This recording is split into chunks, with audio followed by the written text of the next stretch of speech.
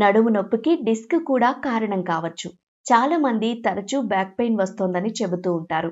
కానీ అలా ఎందుకు జరుగుతోందో తెలుసుకునేందుకు ప్రయత్నించరు. వెన్నెముకలో ఉండే డిస్కులు అరిగిపోవడం లేదా బల్ట్ అవ్వడం వల్ల వెన్ను నొప్పి లేదా నడుము నొప్పి వస్తుంది. అసలు డిస్క్ బల్ట్ అంటే ఏమిటి? ఎలాంటి లక్షణాలు కనిపిస్తాయి?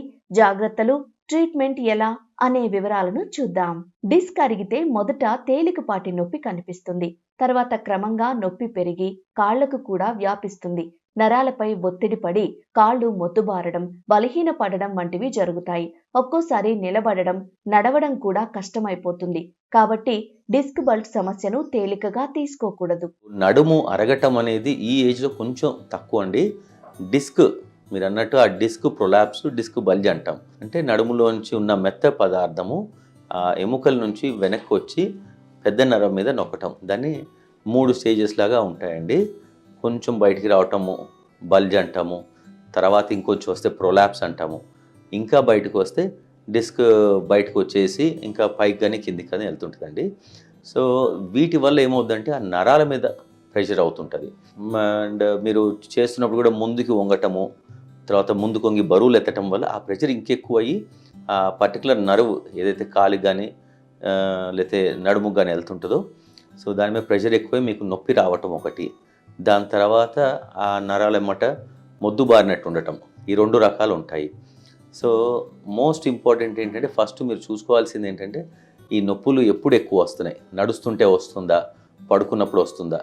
మీ టైపు ఉన్న ఈ డిస్క్ బల్జ్ ఉన్న వాళ్ళకి మెయిన్గా ఏంటంటే ముందు కొంగినప్పుడు, లేదంటే గట్టిగా దగ్గినప్పుడు, ఏదైనా బరువు ఎత్తినప్పుడు, గట్టిగా నవ్వినప్పుడు, ఇలాంటప్పుడు పెరుగుతాయి. అదేంటంటే బాడీలో ప్రెషర్ పెరిగినప్పుడు అవుతుంటుంది అనమాట. సో మీరు ఫస్ట్ అండ్ ఫార్మోస్ట్ చేయాల్సింది ఏంటంటే దాన్ని జాగ్రత్త పడటం. ఎలాగా? నుంచొని పనులు చేసుకోవచ్చు మీరు. అండ్ నుంచున్నప్పుడు కూడా కాలు మీద కూడా బరువు షఫ్లింగ్ అంటాం. ఫస్ట్ ఒక కాలు మీద కొంచెం బరువు పెట్టి మీ పనులు చేసుకుంటాం, మళ్ళీ తర్వాత ఇంకో సైడ్ అట్లా షఫ్లింగ్ చేయటం వల్ల ఏంటంటే ఈక్వల్గా డిస్ట్రిబ్యూట్ అవుతుంది. అదొకటి. రెండోది ఏంటంటే వీలైనంత వరకు ముందుకు వంగి బరువులు ఎత్తకపోవడం, అది చాలా ముఖ్యము. తర్వాత మీరు పడుకున్నప్పుడు కూడా కాలు స్ట్రైట్గా కాకుండా మోకాలి కింద దిండు పెట్టుకోవడం. వెళ్ళ కింద పడుకునే అలవాటు ఉందనుకోండి మీకు, అలా స్ట్రైట్గా పడుకొని మోకాలి కింద దిండు పెట్టుకుంటే అప్పుడు ఆ నరం లాగకుండా ఉంటుంది. దాన్ని సయాటిక్ నర్వ్ అంటాం. కామన్గా మనం వింటాము సయాటికా అని, దీన్నే సయాటికా అంటామండి. ఈ నరం ఎమ్మట వచ్చే నొప్పిని. తర్వాత మీరు సైడ్ పడుకునే అలవాటు ఉందనుకోండి, ఎట్లాగో మనము మోకాలు మడుచుకొని పడుకుంటాము. సో అప్పుడు దిండు అవసరం లేదు. నడుము నొప్పి లేదా వెన్ను నొప్పి తరచూ వస్తుంటే వైద్యులను సంప్రదించాలి. వైద్యులు పరీక్షలు చేశాక నొప్పికి కారణమేంటో తెలుసుకుంటారు. అది డిస్క్ బల్ట్ సమస్య అయితే మొదట పెయిన్ కిల్లర్స్, ఫిజియోథెరపీతో చికిత్స చేస్తారు. స్కానింగ్ చేసి మీ పరిస్థితిని అంచనా వేస్తారు. సాధారణంగా అయితే ఈ సమస్యకు ఆపరేషన్ అవసరం ఉండదు. కొన్ని తీవ్రమైన కేసుల్లో మాత్రమే సర్జరీ అవసరం పడచ్చు. రెండోది ఏంటంటే బాగా సివియర్ పెయిన్ ఉన్నప్పుడు ఇనీషియల్లీ యాంటీ ఇన్ఫ్లమేటరీస్ అంటాము. ఎందుకు? ఆ నరం చుట్టూ ఉన్న వాపు అండ్ ఎరుపుదనం తగ్గటానికి. సో దాన్ని యాంటీ ఇన్ఫ్లమేటరీస్ అంటాము. అండ్ మజిల్ బాగా బిగుసుకుపోయి ఉంటే మజిల్ రిలాక్సెంట్స్ అవి కూడా వాడాల్సి వస్తాయి కొన్నిసార్లు. కొంచెం నొప్పి తగ్గిన తర్వాత ఎక్సర్సైజెస్, ఇది అన్నిటికన్నా ముఖ్యము.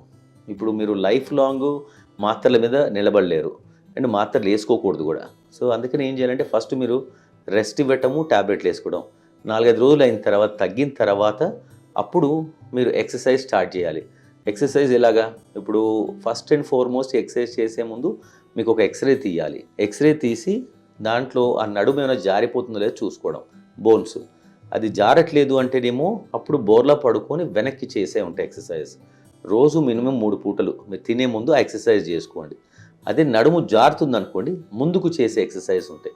దాన్ని స్పాండైలోలిస్థెసిస్ అంటారు. సో మోస్ట్ ఇంపార్టెంట్, ఎవరికైనా కానీ నడుము నొప్పి ఉంటే ఫస్ట్ అండ్ ఫార్మోస్ట్ నడుము ఎక్స్రే సైడ్ నుంచి తీసినప్పుడు ముందుకి వంచి వెనక్కి వంచి తీయాలి.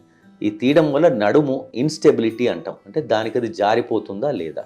జారిపోతున్నప్పుడు ఎక్సర్సైజ్ సపరేట్గా ఉంటాయి. మీరు ఒకదానికొకటి చేయటం వల్ల ఇంకా నడుము నొప్పి పెరగడం తప్ప తగ్గదు. సో అందుకని మీరు ఫస్ట్ రెస్ట్ ఇచ్చి కొంచెం ట్యాబ్లెట్ వేసుకొని చూడండి.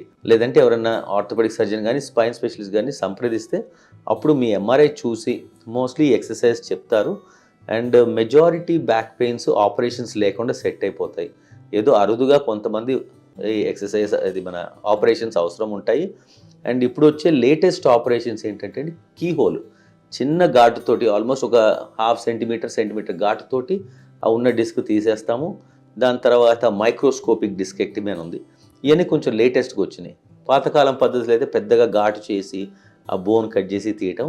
ఇప్పుడు ఇవాళ రేపు అవన్నీ కొంచెం అవుట్డేటెడ్ అయిపోయినాయి. ఎక్కువ మైక్రో డిస్కెక్టమీ లేదు అంటే కీ హోల్ గైడెడ్ డిస్కెక్టమీ, మెయిన్గా ఈ 2 రకాలు చేస్తున్నారండి. అది కూడా అవసరం ఉంటే 95% మీకు అది అవసరం లేకుండా అయిపోయే ఛాన్సెస్ ఉన్నాయి. వెన్ను నొప్పి చిన్న సమస్యగా మొదలై తీవ్రంగా మారే ప్రమాదం ఉంటుంది. కాబట్టి ఆరంభంలోనే గుర్తించి సరైన జాగ్రత్తలు తీసుకోవాలి. గంటలు ఒకే చోట కూర్చోవడం తగ్గించాలి. ప్రతి గంటకు ఒకసారి లేచి ఒక 2 నిమిషాలు వేగంగా అటు ఇటు నడవాలి. నడుము నొప్పి సమస్య ఉంటే ఎక్కువ బరువులు ఎత్తకూడదు. కూర్చునే, పడుకునే విధానం కూడా సవ్యంగా ఉండేలా చూసుకోవాలి. సరైన జాగ్రత్తలు తీసుకోవడం ద్వారా డిస్క్ బెల్ట్ సమస్య నుంచి తప్పించుకోవచ్చు.